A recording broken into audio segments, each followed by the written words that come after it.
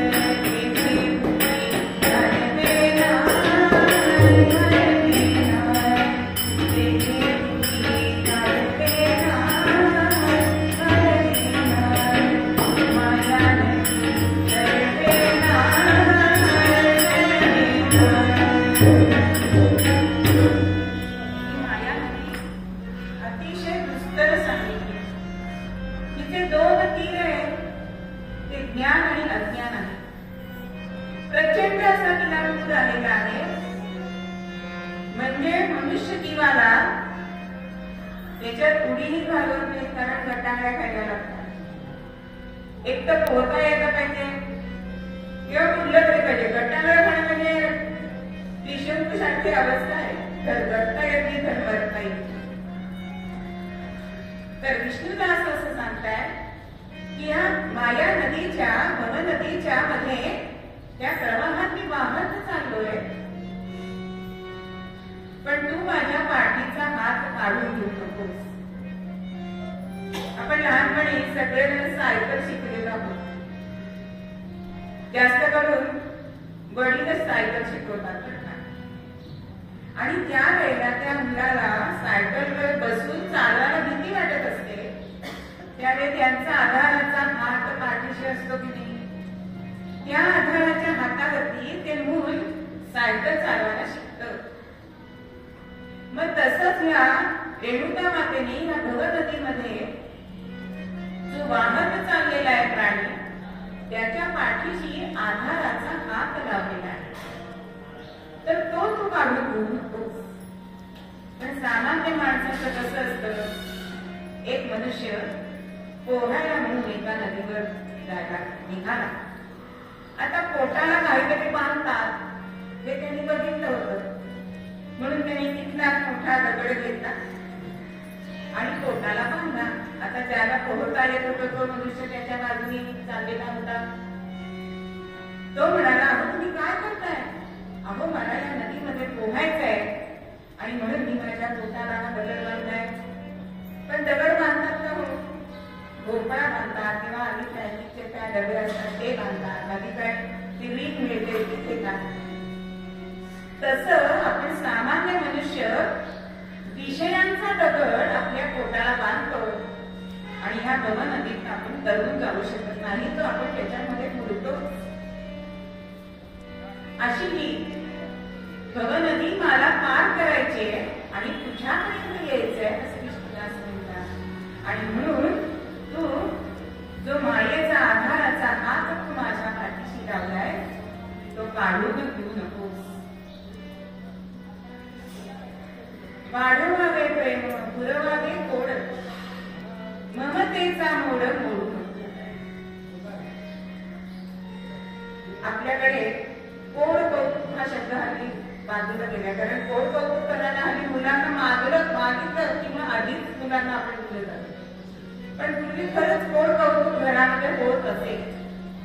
म्हणजे वाढदिवसाला खूप मोठी गिफ्ट आणत असत असं नाही आई वडील, पण त्याला आवडीचा पदार्थ करणं, त्याच्या पानाभोवती रांगोळी काढणं हे जसं कोड कौतुक होतं आणि त्याच्यात प्रेम जाणवायचं. आज आई वडिलांनी गिफ्ट विसरले, समजा विसरत नाही पण विसरले तर माझ्यावर तुमचं प्रेमच नाही अशी पुढची पिढी म्हणते. पण विष्णुदास म्हणतायत की तुझं माझ्यातलं जे नातं आहे ते असंच तू वाढव, ते वृद्धिंगत होऊ दे आणि तुझ्याकडून कोड कौतुक करण्यासाठी मला आवडेल. मग इथे ते उपमा देत आहे ते मोडाची, म्हणजे ममतेचा मोड. आपण कडधान्य भिजत टाकलं की बांधून ठेवतो आणि दुसऱ्या दिवशी त्याला मोड येते. ते मोड अत्यंत नाजूक असतात. म्हणजे चाळणीमध्ये आपण जर मटकी लवकर निवडायला हवी असेल तर चाळणी चाळली तर असंख्य ते मोड तुटलेले असतात. तर तसा हा जो ममतेचा मोड आहे तो आपण एकमेकांमध्ये जपूया असं विष्णुदास सांगतात. आणि विष्णुदास म्हणे आपे जगन नाते ममते जननीचे नाते सोडू नको. तू जगन्नायिका आहेस, जगत धात्री आहेस, सर्व जगाचं पालन पोषण करणारी तू आहेस, सगळ्यांवर मायेची पाखर घालणारी तू आहेस. तर तुझं माझं जे जननी आणि मुलाचं नातं आहे, बाळाचं नातं आहे ते असंच राहू दे अशी मागणी किंवा प्रार्थना ह्या अभंगामध्ये आपल्याला करतात. मग खरंच आईचं नातं हे इतकं श्रेष्ठ सांगितलेलं आहे ते खरंच आहे का? नक्कीच आहे. कारण आई सारखे दैवत साऱ्या जगतावर नाही असं सांगितलंय. आई सारखे दैवत साऱ्या जगतावर नाही, आई सारखे दैवत साऱ्या जगतावर नाही, म्हणून मी कानाच्या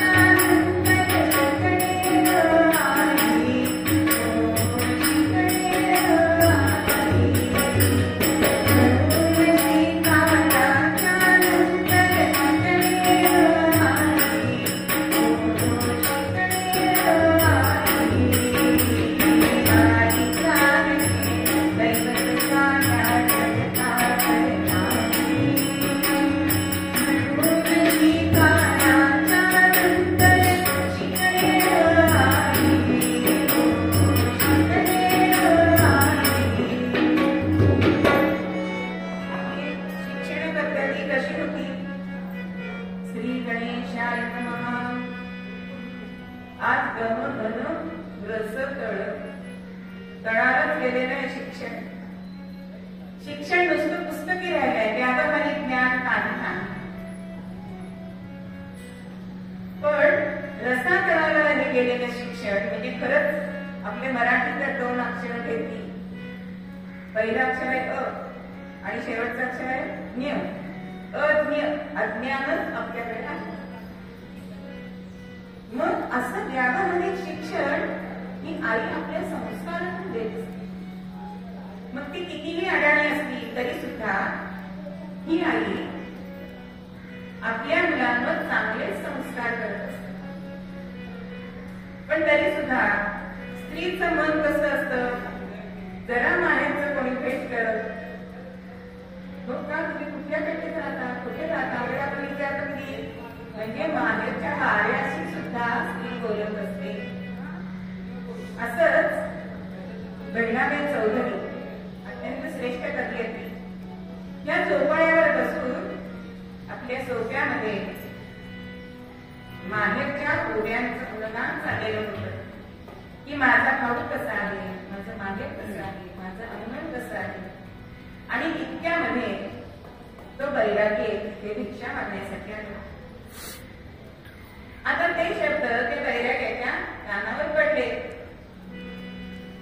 आणि त्याला मनामध्ये एक प्रश्न उत्पन्न झाला. म्हणे ताई, तुम्ही भिक्षा करायच्या आधी एक प्रश्न तुम्हाला विचारू का हो? तुम्ही एवढं माहेर माहेर माहेर म्हणता, तर तुम्ही तिथेच का राहत नाही?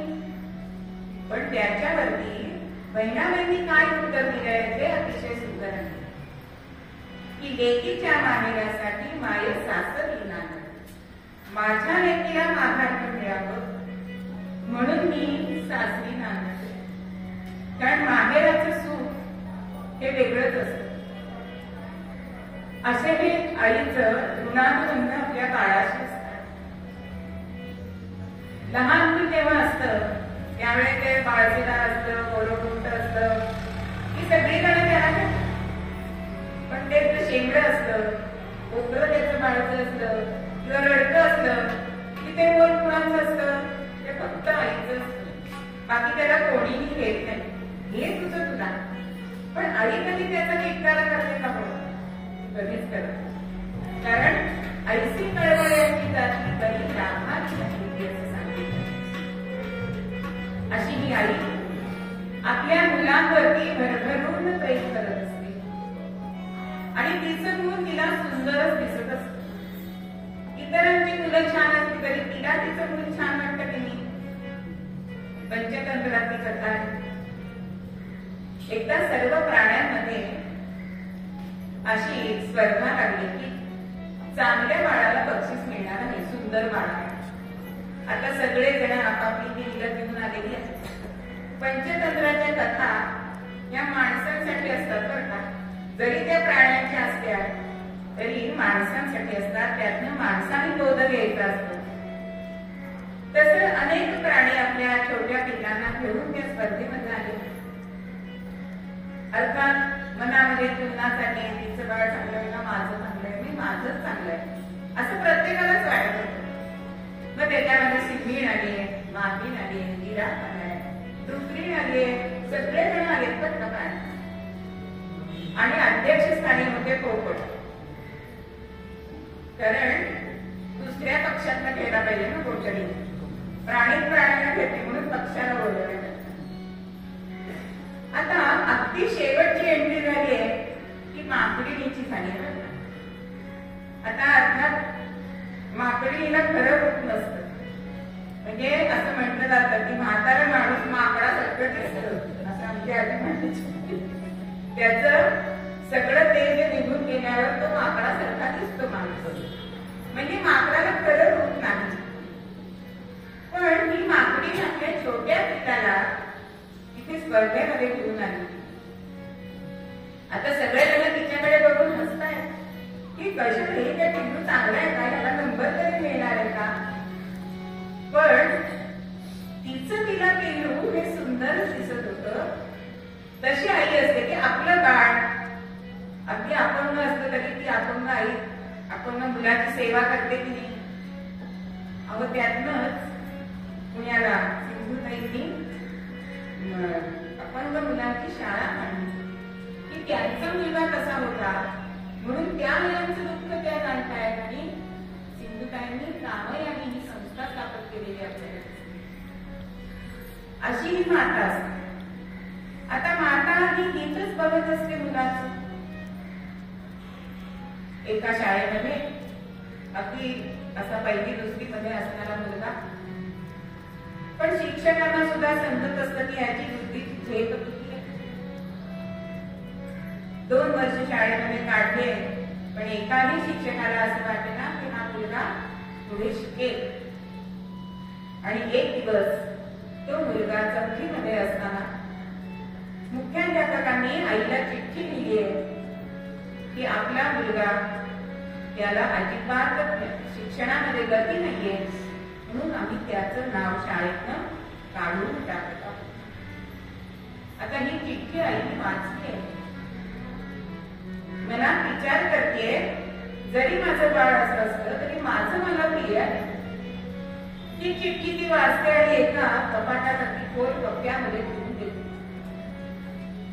दुसऱ्या दिवशी हा मुलगा नेहमीप्रमाणे आवरतोय, पण आज आईची गडबड नाहीये डबा करणं, त्याचं आवरणं.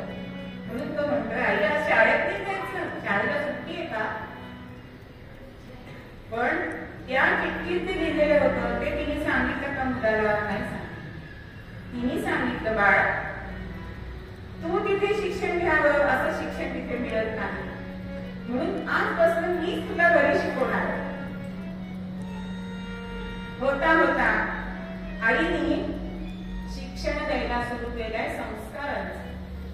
पण त्याच्यामध्ये तिने एकाग्रता शिकवली, ध्येय शिकवलंय. असे अनेक गुण ते जीवन जगण्यासाठी म्हणून लागतात.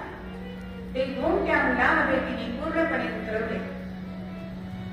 होता होता हा मुलगा मोठा झाला. आई निवर्तली आणि त्यानंतर काहीतरी कपाटावर पणा ती शाळेत न जी चिठ्ठी आली ती चिठ्ठी त्याला मिळाली. ती चिठ्ठी वाचली आहे आणि आपल्याला आईने काहीच सांगितलं नाही. पण आईने त्यावेळी जर चिठ्ठी दाखवली असती तर आज आपण एवढे मोठे झाले नसतो. मग कोण होता हा मुलगा? तर हा होता आईन्स्टाईन, ज्यांनी अनेक शोध लावले.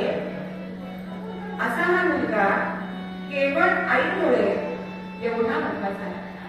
म्हणून आई आपल्या मुलाचं हित कशात आहे हे बघत. अशी आई जी प्रेमाचा वर्षाव आपल्या मुलावर करते, पण कधी कधी धक्के सुद्धा देते का? त्याच्यामध्ये त्याचं हित आहे म्हणून. आपल्याला सगळ्यांना कथा माहितीये की साने गुरुजींची श्याम लहान असताना त्याला पाण्याची फार भीती वाटत आणि पाण्याची भीती त्याची घालवण्यासाठी त्याची आई हर प्रकारे प्रयत्न करत होती. एकदा हा श्याम माळ्यावर लपून बसला बरं का, की मित्र आले तर आपल्याला आता हे पाण्यात घेणार आणि आपल्याला भीती वाटते.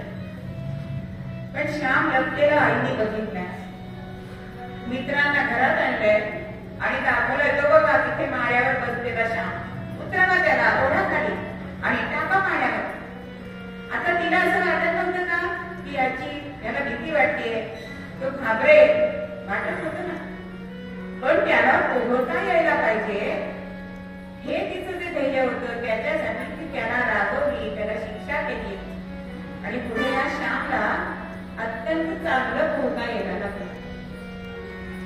ज्या वेळेला परगावी शिकण्यासाठी हा श्याम गेला, आई आजारी आहे असं कळलंय. त्या गावाहून घरी येताना मध्ये नदी होती आणि ती नदी पोहून तो आईला भेटायला. मग त्यावेळेला आईने अशी कठोर भूमिका घेतली नसती तर त्याला आज पोहून आईला भेटायला येता आलं असतं का? म्हणून 5व्या वर्षानंतर आईने आपल्या शास्त्रामध्ये सांगितले की तोड कौतुक आहे ते 5 वर्षापर्यंत, त्यानंतर ताडण करायचंय. म्हणजे 2 फटके रट्टे दिले तरी चालतात नाही, द्यायलाच पाहिजे. पण आज ही परिस्थिती नाही. जरा शिक्षकांनी थोडंसं मारलं की पालक जातात, शिक्षकांवर केस करतात, असं झाले. पण पु ल देशपांडेंच्या ह्याच्यामध्ये आपण ऐकलं तर गुरुजींनी शाळेमध्ये मारलंय म्हणून म्हणे आमची सुद्धा घरी उत्तर पूजा बांधली जात असते. म्हणजे घरी पण तुला गुरुजींनी का मारलं म्हणून घरी मार खाल्ला. म्हणजे वेळ प्रसंगी कठोर होणं, त्याचं हित बघणं, हे जे आपल्याला आईकडे गुण दिसतात ते गुण ह्या जगन्मातेमध्ये सुद्धा. पण जगन्मातेमध्ये जे गुण आहे तसेच ते आपल्या सद्गुरूंमध्ये सुद्धा असतात. कारण आपण त्यांना माऊलीच म्हणतो. आई आणि माऊली हे संत ह्याच्यात फारसा फरक नाही. ज्ञानेश्वर माऊलींना तर आपण माऊलीच म्हणतो, पण सगळ्या सद्गुरूंना आपण माऊली म्हणतो, कारण त्यांच्या जवळ सुद्धा भेदभाव नाहीये. आईसारखे ते सहस्र अपराध पोटामध्ये घेतात. कितीही साधक चुकला तरी सुद्धा महाराज आपल्याला जवळ घेतात की नाही. काही वेळा आपली चूक ती दर्शवून सुद्धा देतात, पण ते आपल्याला लांब सोडत नाही, दूर टाकत नाही. याची प्रचिती साधकाला येत असते. म्हणून आई आणि सद्गुरू माऊली हे दोन्ही सारखेच सांगितले. मग जसं सांगितलेलं आहे की भगवंताने आपल्यामध्ये सद्गुरू माऊली असते का, तर दोघांचा हात एकमेकांना देण्यासाठी सद्गुरू माऊली असते. आपण प्रत्यक्ष या भगवंताला भेटू शकत नाही. मग त्याचं आणि आपलं नातं जुळण्यासाठी सद्गुरू माऊली प्रयत्न करत असते. नवे नवे तिथपर्यंत ती आपल्याला पोहोचवते. म्हणून सद्गुरू माऊली सुद्धा तितकीच महत्वाची आहे. मग समजा आपल्याला सद्गुरू नाही करता आले तर काय करायचं, तर ते संतांनी वाङ्मय लिहून ठेवलेलं आहे, ते सुद्धा आपण वाचलं, त्याचं श्रवण केलं तरी सुद्धा आपल्याला त्यातनं बोध होतो. मग आज अशी गरज झालेली आहे की प्रत्येक आईला असं वाटलं पाहिजे की मुलगा आता 5 वर्षाचा झाला आहे किंवा त्याची मुंजी झाली 8 वर्षाचा झाला आहे, तर त्याला एखादा गीतेचा अध्याय येऊ दे ना. का त्याला आपण एकादशीला हरिपाठ सांगू शकत नाही वाचायला. अहो दासबोध तर त्याच्यामध्ये अनेक विषय आहेत की आपण आपलं जीवन सुधारू शकतो. असे विषय दासबोधामध्ये अगदी व्यवस्थापन हा विषय घेतला तरी सुद्धा त्याच्यावर पीएचडी करणारी लोक आहेत. म्हणजे हे जर आपण आपल्या मुलांना त्यांना वाचायला नाही ना जमत आहे, कंटाळा येतो वाचायचा, कोणी वाचन करत नाही. पेपर घरी आला ना, घडीच्या घडी असते बरं का. माझ्या घरी मी परत गेले ना 15 दिवसाच्या घड्या कशात असतो. पण वाचत नसेल तर त्याचाच कथासार जे आहे, तत्व आहे, ते तुम्ही सांगा तोंडी. पण आपल्या संतांनी जे वाङ्मय लिहून ठेवलंय ते आपण आपल्या पुढच्या पिढीपर्यंत पोहोचवणं हे मातेच कर्तव्य. अशी गीता सुद्धा सांगितली की गीता म्हातारपणी वाचून असं नाही, पण तरुणपणामध्ये जर ती ऐकली, त्याच्यात सार आपल्याला कळलं तर आपण आपल्या जीवनामध्ये सुधारणा करू शकतो. मग हे आपल्या मुलांना बाळ करू द्यायचं आहे, हे आईचं काम. म्हणजे आधारासाठी उभं पण राहायचंय आणि थोडस त्याला शासन करून चांगलं काय आहे हे सुद्धा त्याला दाखवायचं आहे. असे हे मातेचं नातं आपण दररोज एक शक्तीपीठ बघतोय, तसं आज आपण ग्रामदेवता बघायचे किंवा छोट्या छोट्या ज्या शक्ती आहेत त्या बघायच्या. त्यातली पहिली आहे ती शीतळा देवी. तिचं स्थान कधी कधी मंदिरात असतं किंवा एखाद्या पारावरती सुद्धा असतं. शेंदूर चर्चित अशी अनघड अशी मूर्ती तिची असते. मग तिचं पूजन का केलं जातं, तर ज्या वेळेला आपल्या मुलांना गोवर कांजिण्या आधी कशी आली, पण आपल्या लहान मुलांना गोवर कांजिण्या झालेल्या आहेत आणि त्यामुळे त्याला जो ताप होतो, ज्वर येतो, त्याच्यापासून मुलाला शांती मिळावी याच्यासाठी ते गोवर कांजिण्या गेल्या 7 दिवसांनी आपण मुलांना स्नान घालतो आणि त्याला दर्शनाला घेऊन जातो आणि तिला दही भाताचा नैवेद्य दाखवतो. मग अशी ही शीतळा देवी जी असते ती रोगनिवारक असते, निरोगी आयुष्य आपल्या मुलाला देणारी असते. अनेक जीवजंतू जे आता आजूबाजूला आपले आहेत आणि डॉक्टरकडे गेलं तरी ते काय म्हणतात, काय मला विचारलं की व्हायरल आहे असं सांगतात. म्हणजे हे व्हायरल जे आहे ते सगळं निवडण्याचं काम ही शीतळा देवी करत असते. आणि ती देशीवरती असते बरं का गावात. आता काही ठिकाणी शहरं वाढले त्यामुळे ती मध्यात आली, पण देशीवरती असणारी ही शीतळा देवी तिचं पूजन केलं जातं. त्यानंतर जरी आली मग हे सुद्धा गावामध्ये जे संकट येतं. जेव्हा आपण साईबाबांचा सिनेमा बघतो त्यावेळेला त्यांनी पूर्णपणे पिठाची रांगोळी चित्रिका घातलेली होती ह्या माईचं पूजन करण्यासाठी ही सुद्धा अशीच आपल्या गावावरती प्रेमाचं पांघरूण घालत असते, रोग निवारण करत असते. हिला सुद्धा तिचं पूजन करताना कडुलिंबाचा पाला वापरतात.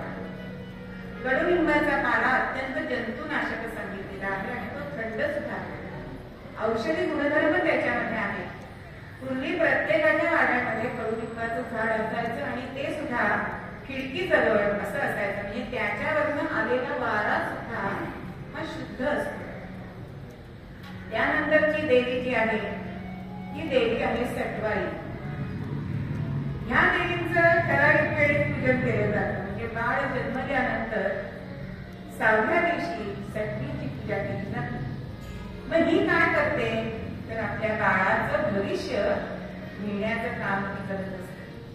म्हणून गुरुजींकडनं पूजन करून तिला तिथे कोरा कागद आणि लेखणी ठेवायची असते आणि ती रात्री बाळाचं भविष्य मिळण्यासाठी येते. म्हणून तिची पूजा सांगलीच्या दिवशी केली जाते. दुसरी देवी जी आहे ती जिवती माई. जिवती सुद्धा बाळाचं रक्षण करते अशी श्रद्धा सगळ्या मातांची आहे. आजही आपण श्रावणामध्ये जिवंतिका म्हणजे जिवती तिचं पूजन करतो. बाळाचं रक्षण करण्यासाठी आपण सवाष्ण जिवतीची घालतो आजही. काही ठिकाणी आता शुक्रवारी व्रतात करते म्हणून रविवारी घालतात, पण सवाष्ण घातल्याशिवाय राहत नाही. ही सुद्धा देवी बाळाचं रक्षण करते. म्हणून पूर्वीच्या स्त्रिया बाळाला झोडपताना सुद्धा हिचा उल्लेख करत असत. गोव्यात जीवती माये वनामध्ये तुझी माडी, देखून कृपा धाडी बाळावर. जीवती माये वनामध्ये तुझा सोपा, देखून धाडी कृपा बाळावर. असं तिचा उल्लेख ओव्यांमधनं सुद्धा गायला जातो. असं बाळाचं जीवन रक्षण करणारी, त्याचं आयुष्य वाढवणारी अशी ही देवी माई. म्हणून तिची प्रतिमा जवळजवळ बाळ वर्षाचं होईपर्यंत आपण गळ्यामध्ये बांधतो बाळ. त्यानंतर येते ती म्हणजे सातेरी. सातेरी ही एक पृथ्वी मातेचं प्रतीक म्हणून कोकणामध्ये किंवा गोमंतकामध्ये तिचं पूजन केलं जातं. आणि हे पूजन असतं ते वारुळाचं पूजन केलं जातं. कारण मुंग्यांनी ते वारुळ मातीचं केलेलं असतो, जो कण गोळा करून. म्हणून हिची पण पूजा ही कोकणामध्ये जास्त केली जाते. त्यानंतरची एक छोटी देवता म्हणजे आसरा. मी ह्याला अप्सरा सुद्धा काही ठिकाणी म्हणतात आणि ह्या 7 जणींच्या एकोप्याने राहतात. ह्याला जलदेवता असं सुद्धा म्हटलं जातं. आणि ह्या सगळ्या देवींची ही मंदिरं आहेत. आपण जरी ती छोटी असली तरी सुद्धा ह्या देवता सुद्धा एक शक्तीचंच प्रतीक आहे आणि ते आपल्या आयुष्यामध्ये अविभाज्य घटक म्हणून ते आहेत. अशा ह्या शक्तीपीठ आपण अनेक बघितली. यातल्या ह्या अगदी छोट्या असलेल्या पण आपल्या मनामध्ये त्या अजूनही भर केलेल्या अशा ह्या देवता. आज आहे खंडेनवमी. खंडेनवमीचं काय महत्व आहे तर खंडेनवमी म्हणजे दसऱ्याची तयारी करण्याचा दिवस. काही ठिकाणी आज नवरात्र होतं किंवा काही ठिकाणी उद्या दसऱ्याला होतं. मग शस्त्रपूजन ह्या दिवशी केलं जातं. कारण असं म्हटलेलं आहे की क्षत्रिय समाजामध्ये दसऱ्याच्या वेळी युद्धाला निघायचंय म्हणजे शिलांकन करणं. त्यात थोडासा उद्या बघणार होता. पण त्याच्यासाठी शस्त्र ही पुन्हा छान केली पाहिजे की त्याला शस्त्राला धार लावली पाहिजे.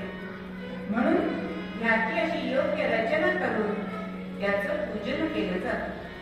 त्याच्यामध्ये असं सांगितली जाते पौराणिक कथा की ज्यावेळी पांडव हे अज्ञातवासामध्ये 1 वर्ष जातात त्यावेळेला त्यांनी आपली जी शस्त्र होती ती शमीच्या झाडावर ठेवलेली होती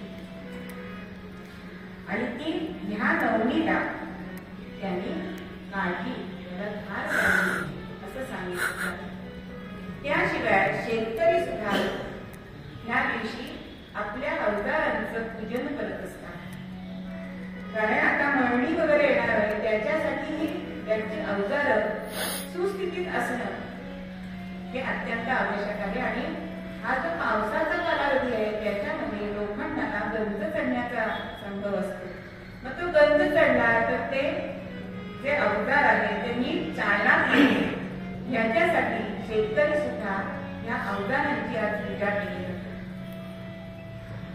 त्याशिवाय कलाकार असतात, ते सुद्धा आज आपल्या साधनांचे म्हणजे पेटी आहे, तबला आहे, तंबोरा आहे, बासरी आहे, अशा सगळ्या आपल्या साधनांची पूजन आज केलं जातं.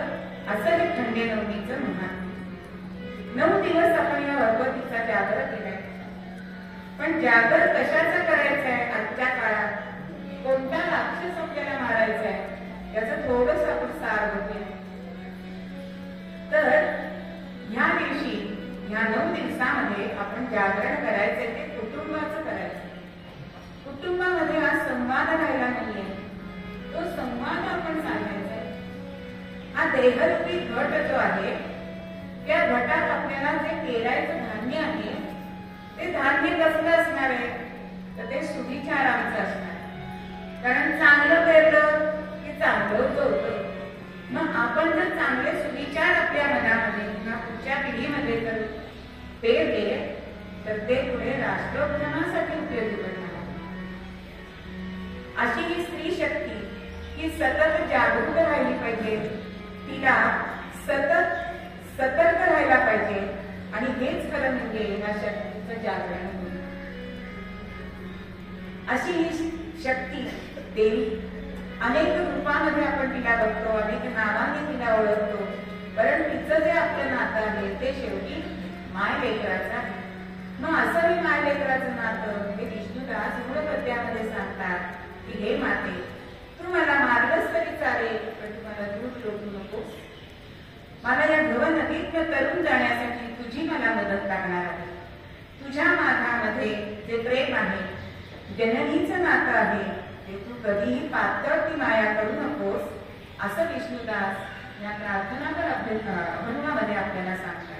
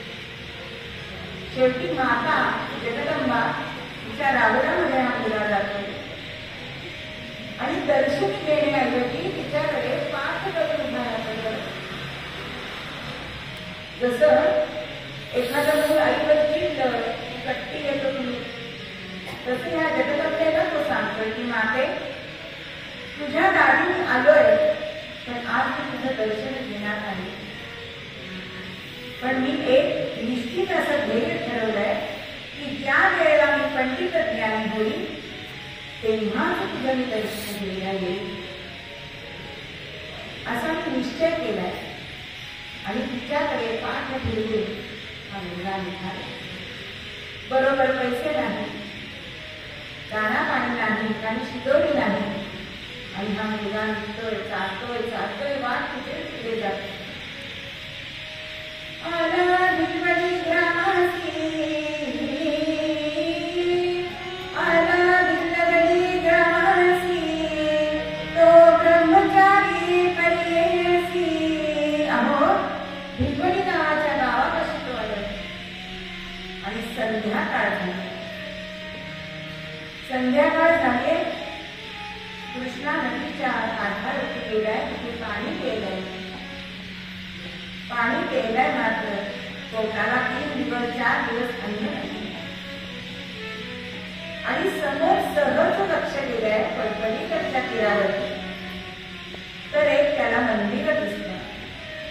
आता रात्री कुठेतरी वस्ती करायला पाहिजे म्हणून हा मुलगा त्या पाण्यात नदीतनं पोहत गेलाय आणि पलीकडच्या तीराला गेलाय.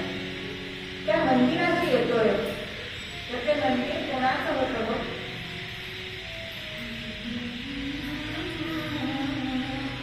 चौदा भुवनांची स्वामिनी, चौदा भुवनांची स्वामिनी, चौदा भुवनांची स्वामिनी. तीच देवी भुवनेश्वरी, तीच देवी भुवनेश्वरी. चौदा भुवनांची स्वामिनी, चौदा भुवनांची स्वामिनी, चौदा भुवनांची स्वामिनी. चौदा भुवनांची अशी स्वामिनी भुवनेश्वरी माताईचे मंदिर सर्व जगावर तिची सत्ता चालते आणि अभय मुद्रा ती धरलेली आहे. अशी चतुर्भुज असणारी भव्य देवीची मूर्ती त्यांनी बघितली. मनात आलोय माझ्या जगदंबेवरती, अंबा मातेवरती मी दिसून आलो. पण जणू काही माय बरोबर मावशी करू असं म्हणतात तसं आज मी मावशीच्या दारात उभा नाही राहिलो. आणि तिच्याकडे तो बघतोय, आपली मनाची व्यथा सांगतोय आणि तिला विनवतोय. माझे माझे लक्ष्मण लागे, माझे माझे लक्ष्मण लागे, माझे माझे लक्ष्मण लागे.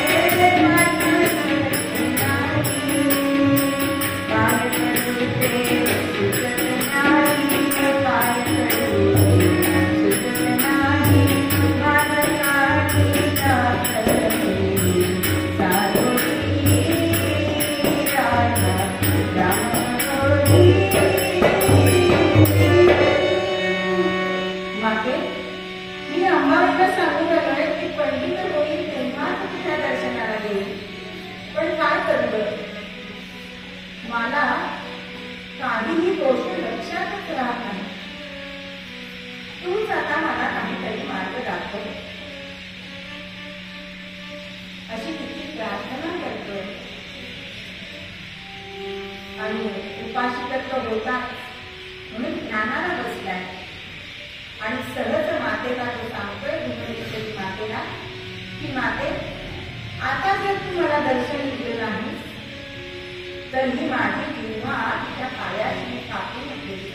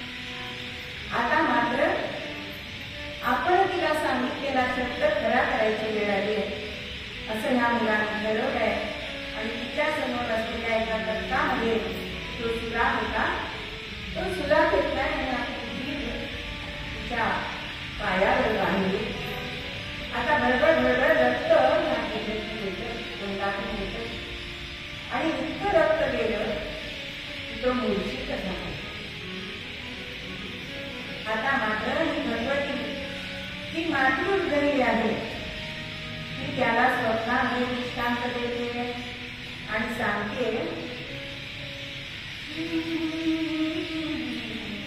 काय सांगू तुला सांगू काय काय सांगू माझा काय कैसे कर जाते कैसे हो मेरे कैसे कर जाते कैसे हो मेरे आने वाले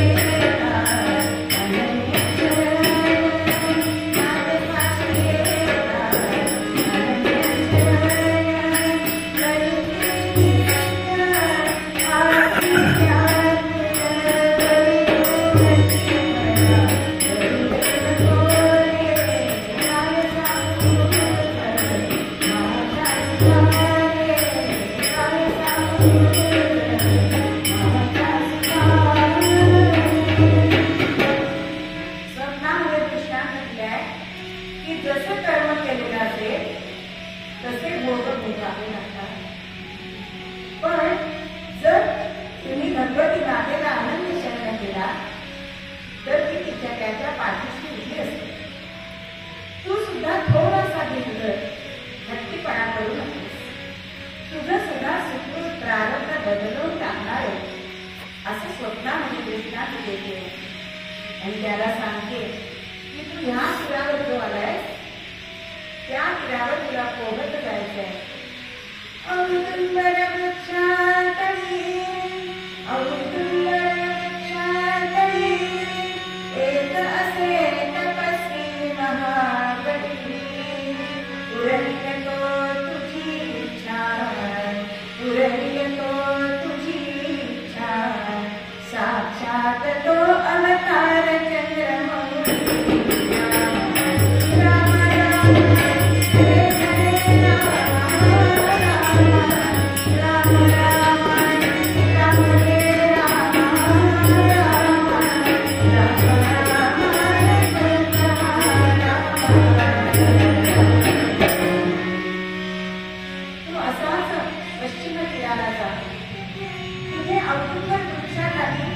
एक महान तपस्वी बसले ते तुझी इच्छा पूर्ण करतील असा दृष्टांत मातेने दिलाय.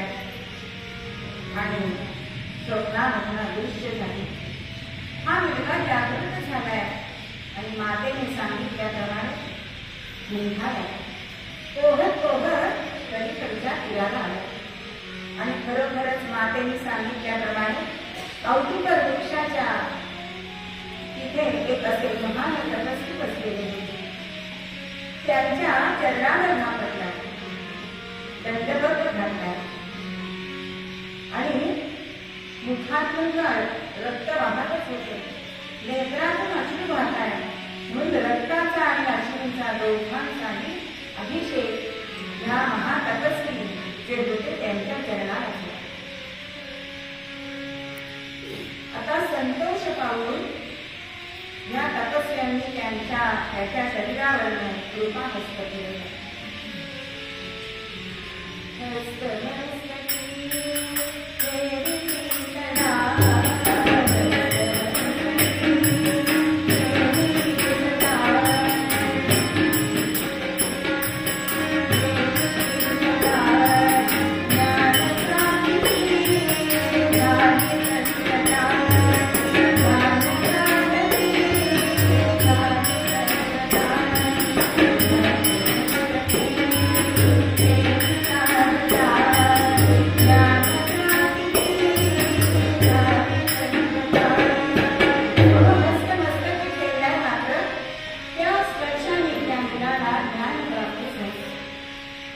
शिवाय जी गेलेली जिल्हा होती ती परत आले. बरं आता असं कोणी म्हणेल तर मी जेव्हा झाशीला गेले होते त्यावेळी माझ्या मध्यंतरामध्ये कीर्तनावर एका माणसाने पद म्हटलं. त्यांच्याकडे जेव्हा आम्हाला जेवायला बोलवलं त्यावेळेला त्यांनी त्यांच्या पत्नीने मला सांगितलं की यांच्या जिभेला कॅन्सर झाल्यामुळे यांची जिल्हा गेलेली आहे. पण गजानन महाराजांचे अत्यंत भक्त असणारे ऑपरेशन थिएटरमध्ये टेबलवर घ्यायच्या आधी एक पद म्हटलंय महाराजांना सांगून की आता मी शेवटची गानसेवा.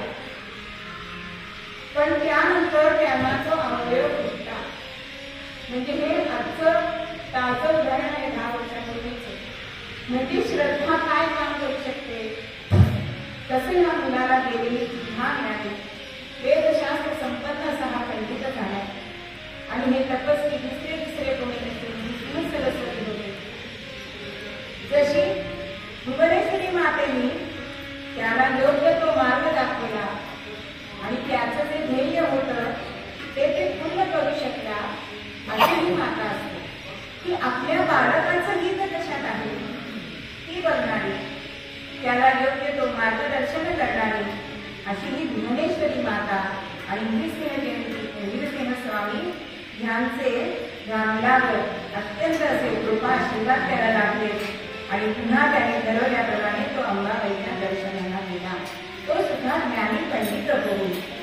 म्हणून जसं विष्णुदास मूळपद्यामध्ये सांगतात की आपुलिया बाळा आपुलिया करी माई बळी दुरी करू. हे गणपती तुझं आणि माझं जे माय लेकराचं नातं आहे ते तसंच ठेव. जसं त्या मुलाला भुवनेश्वरी मातेने तारलं, योग्य मार्गदर्शन केलं, तसंच आपण सुद्धा या गणपतीची प्रार्थना केली तर ती सुद्धा आपल्याला क्वचितच योग्य ते मार्गदर्शन करेल. हेच आपल्याला मूळपद्यामध्ये विष्णुदास सांगतात. आपुलिया